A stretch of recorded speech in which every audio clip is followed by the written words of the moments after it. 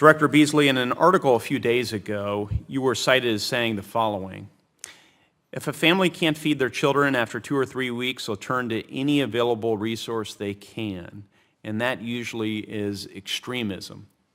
Some may not appreciate the security implications of these humanitarian crises. What do you see as the security implications for the United States and our allies if we continue to allow the impediment of humanitarian aid and continue to see an insufficient global financial response? The United States is a leader in humanitarian assistance.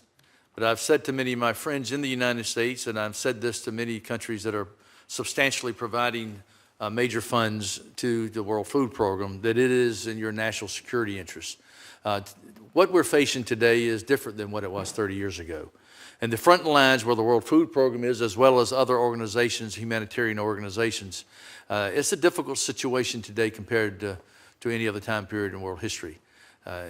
Whether you're dealing with extremist groups or terrorist groups, when mothers and fathers and families can't feed their children in these extremist areas, and they don't have the access or the opportunity to leave, then they have no choice but to turn to what's available to them.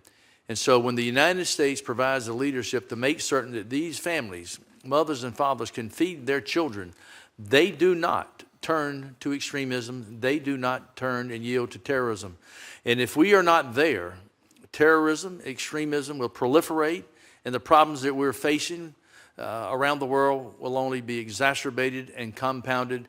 And then, of course, we're dealing with military and other operations that are very costly after the fact. Thank you, sir.